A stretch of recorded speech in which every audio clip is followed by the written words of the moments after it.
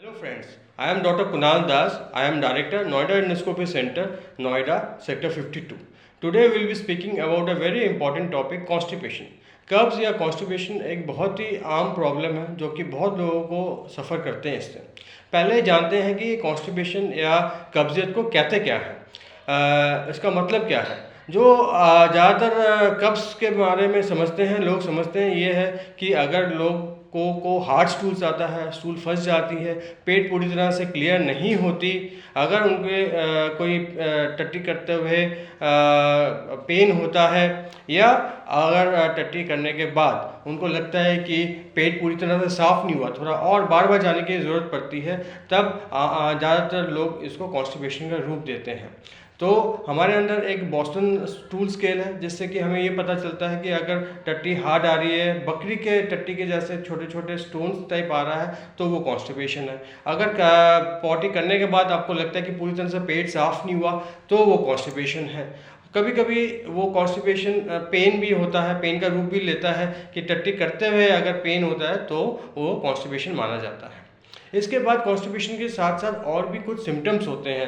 क्या सिम्टम्स होते हैं? कॉन्स्टिपेशन के साथ साथ पेट फूला हुआ रहता है, नोज़िया वॉमिटिंग होता है, दिनचर्या अच्छा नहीं लगता, ऐसा लगता है कि कुछ काम करने में फोकस नहीं रहता, और साथ साथ कुछ और सिम्टम्स जैसे ब्लीडिंग हो सकती है टट्टी के रास्ते, वेट लॉस हो सकता है टट्टी के रास्ते, और भूख की कमी हो सकती है। ये एक फैक्टर्स होते हैं जो कि एक इम्पॉर्टेंट है।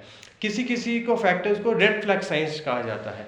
अमूमन ये कॉन्स्टिपेशन की प्रॉब्लम बहुत कॉमन है, बट कुछ ऐसे साइंस हैं जिसमें कि ये आप स्पेसिफिकली फोकस करना पड़ेगा कि ये एक कॉन्स्टिपेशन जिसको हमेशा फोकस करना है। जैसे अगर आपके पास कॉन्स्टिपेशन के साथ वेट लॉस है, अगर आपको 2-3 महीने से कॉन्स्टिपेशन है और आपने देखा कि कॉन्स्टिपेशन से आपको 5 किलो लॉस हो गया इन लास्ट 3 मंथ्स, तो ये एक मेजर फोकस है जिसमें आपको इग्नोर नहीं कर सकते। अगर आपको कॉन्स्टिपेशन से साथ साथ ब्लीडिंग हो रही है, टट्टी के रास्ते ब्लीडिंग हो रही है, इसका मतलब कोई ना कोई इसमें दिक्कत है। जैसे कि इधर पाइल्स की प्रॉब्लम हो सकती है, या ये कैंसर भी हो सकता है, या कोई पेट में अल्सर है जिसकी वजह से हो सकता है, तो ये एक प्रॉब्लम पॉइंट है। साथ ही साथ हम जानेंगे कि कॉन्स्टिपेशन के रीजंस क्या है, what are the causes of constipation. Constipation के बहुत सारे रीजंस होते हैं। सबसे कॉमन जो रीज़न होता है पानी कम पीते हैं आप। नॉर्मली क्या है, ठंड के टाइम में या एसी में रहते हैं तो पानी कम पीते हैं। इससे क्या बॉडी करती है, बॉडी की फिजियोलॉजी होती है कि पेट से जो स्टूल से उसमें पानी चूस लेते हैं, तो आपका स्टूल हार्ड हो जाता है। इससे आपका कॉन्स्टिपेशन हो सकता है। दूसरा, अगर आप डाइट फाइबर कम लेते हैं, कम सलाद लेते हैं, स्पेशली बच्चे लेते हैं, या ओल्ड एज में भी जिनके दांत नहीं हैं या कुछ उनको चबाने की दिक्कत है, वो फाइबर नहीं ले पाते, तो उनमें कॉन्स्टिपेशन होता है। तो एक तो हो गया डाइट, अगर आपका डाइट ठीक नहीं। सेकंड, कुछ बीमारियां ऐसे होती हैं, एंडोक्राइनोलॉजिकल या मेटाबॉलिक बीमारियां होती हैं जिसके वजह से कॉन्स्टिपेशन होता है। जो सबसे कॉमन है वो है डायबिटीज़, थायराइड, ऐसी बीमारियां होती हैं।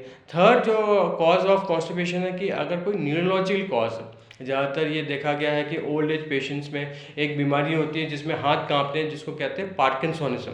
उसमें स्लोनेस आ जाती है, गेट में स्लोनेस आ जाती है, तो हमारी हाथों में भी स्लोनेस आ जाती है, उसके वजह से कॉन्स्टिपेशन हो जाता है। या ऐसे बहुत सारे न्यूरोलॉजिकल प्रॉब्लम्स बच्चों में भी हो जाते हैं। बच्चों में कुछ जेनेटिक प्रॉब्लम्स होती हैं जिसकी वजह से कॉन्स्टिपेशन हो जाती हैं। थर्ड जो इम्पॉर्टेंट कॉज है कि कोई कैल्शियम की कमी हो गई, पोटेशियम की कमी हो गई, इसकी वजह से कॉन्स्टिपेशन हो जाता है। कुछ ऐसे कॉजेज़ होते हैं जैसे कि कैंसर, कोलोन कैंसर, स्पेशली जो लेफ्ट साइड वाला कोलोन कैंसर है, इट इज़ बहुत कॉमन है कि वो ऑब्स्ट्रक्शन में चला जाता है, पेट एकदम फूल जाता है, आप उल्टी आती है, फ्लेटस पास नहीं होती, उसमें ऐसे कॉन्स्टिपेशन में आ जाता है। और कुछ हमारी मेडिकेशंस होती हैं, दवाइयाँ होती हैं जिसके वजह से कॉन्स्टिपेशन, बहुत बड़ी लिस्ट है जिसमें कि कॉमन एंटासिड्स होती हैं, या कभी कभी टेंशन की दवाई होती है, या कुछ न्यूरोलॉजिकल दवाइयाँ भी होती हैं जिसके वजह से कॉन्स्टिपेशन हो जाता है। आइए अब हम समझते हैं कि इनको डायग्नोज कैसे करना है। अगर कोई एक पेशेंट जिसको कब्ज़ है तो उसको डायग्नोज कैसे कर सकते हैं। तो उसमें डायग्नोसिस में पहला स्टेप आता है, कोई लैब टेस्ट करें। जो कॉमन लैब टेस्ट होते हैं जिससे कि पता चलता है, एक जैसे थायराइड प्रोफाइल, इसमें TSH, TFT3, FT4, इससे पता चलेगा कि पेशेंट को कोई थायराइड की प्रॉब्लम तो नहीं है। सेकेंड है blood sugar fasting, simple test है, बहुत जगह हो जाता है, तो इसमें हमें पता चलेगा कहीं ऐसा शुगर तो नहीं है। कुछ और lab test, detail lab test होते हैं, जैसे कि serum potassium, serum calcium, serum magnesium.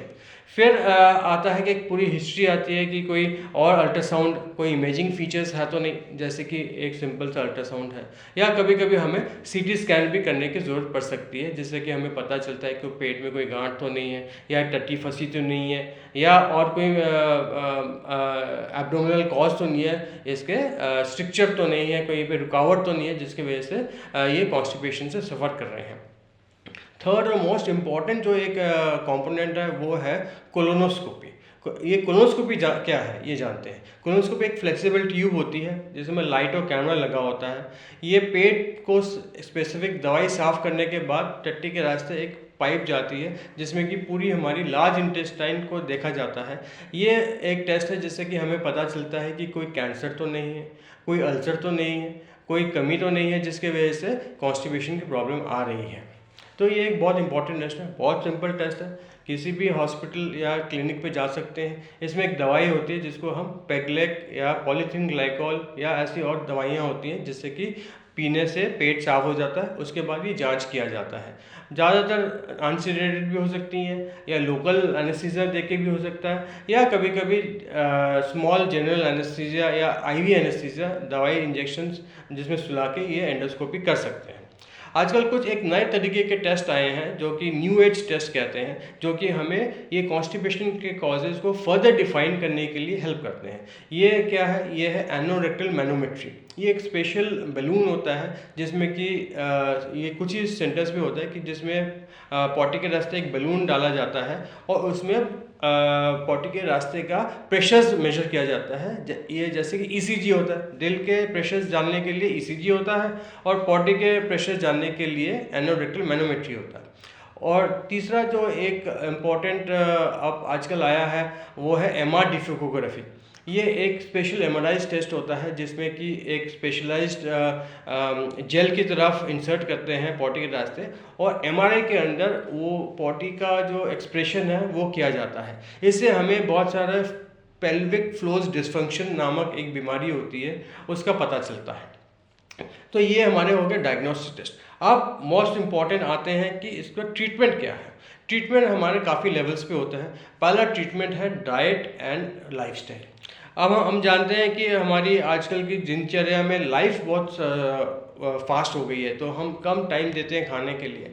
तो बहुत इम्पॉर्टेंट है कि हम पानी अच्छे से पिए, ज़्यादातर 6 से 8 ग्लास, और जिनको कॉन्स्टिपेटेड होता है 8 से 10 ग्लास पानी ज़रूर पिए। ये सबसे सस्ता और टिकाऊ रास्ता है इसके ट्रीटमेंट का। तो इसमें पानी पीने से हमारे बॉडी में फ्लूइड्स डिहाइड्रेशन नहीं होती, ज़्यादातर वो अच्छा हाइड्रेशन होता है, कॉन्स्टिपेशन नहीं होता। दूसरा इम्पॉर्टेंट है कि हम फाइबर अच्छे से लें, सलाद लें, गाजर, खीरा, मूली, फ्रूट्स, वेजिटेबल्स, ये सारे लें। थर्ड अब आते हैं दवाइयों पे। दवाइयाँ क्या होनी चाहिए? एक तो स्ट्रेस फैक्टर बहुत इंपॉर्टेंट है हमारे लाइफस्टाइल में। हम क्या बहुत फास्ट करते हैं, जल्दी जल्दी करते हैं, हमेशा जल्दी में रहते हैं। Please have a denote time for potty time या stool time. So you have 15-20 minutes of stool time, that is very important. Stress को कम करें, मेडिटेशन और वो कम करें। अब आते हैं दवाइयों पे। दवाइयाँ मेनली 3-4 लेवल्स पे होती हैं। पहला होता है कि बल्क फॉर्मिंग दवाइयाँ कौन सी होती हैं? जैसे कि इसबगोल हो गया, ऐसे बहुत सारी दवाइयाँ आती हैं। फिर दूसरी होती है ऑस्मोटिक लैक्सेटिव्स, जिसमें कि हम पानी के साथ पीते हैं। वो उनका काम होता है कि दवाइयाँ जाती हैं, बॉडी से पानी को सोख लेती हैं और स्टूल को सॉफ्ट करके निकालती हैं। फिर स्टूल सॉफ्टनेस आते हैं, जैसे कि आपके सोडियम पिकोसल्फेट होते हैं, पॉलीथीन ग्लाइकोल होते हैं, या डल्कोलेस या बीसाकोडिल होता है। ऐसी दवाइयाँ आती हैं जिसमें कि फिर आती हैं कि सिएना जैसे दवाइयाँ या प्रोकाइनेटिक दवाइयाँ जो कि आंतों की रफ्तार को ज़्यादा बढ़ाती हैं। कभी कभी स्लो आंतें हो जाती हैं, इसमें आंतों के रफ्तार को बुलाती हैं, जिसको हम कोलोनिक पेरिस्टाल्टिक मूवमेंट्स कहते हैं। कोलोनिक पेरिस्टाल्टिक मूवमेंट्स को बढ़ाती हैं। ये हमारी ज़्यादातर दवाइयाँ होती हैं जिसके वजह से हम कॉन्स्टिपेशन से ट्रीटमेंट मार सकते हैं। तो दोस्तों, हमने इस वीडियो के थ्रू जाना कि हमारे कॉन्स्टिपेशन बहुत कॉमन सी बीमारी है, इसके क्या मेजर सिम्टम्स हैं, क्या इसकी डायग्नोसिस पद्धति है, क्या इसके कॉजेज़ हैं और क्या इसके ट्रीटमेंट मोडालिटीज़ हैं। अगर आपको ये वीडियो अच्छा लगा तो इसको पूरा शेयर कीजिए और इन्फॉर्मेशन आपके और दूसरे ग्रुप्स में भी बांटिए। Thank you very much.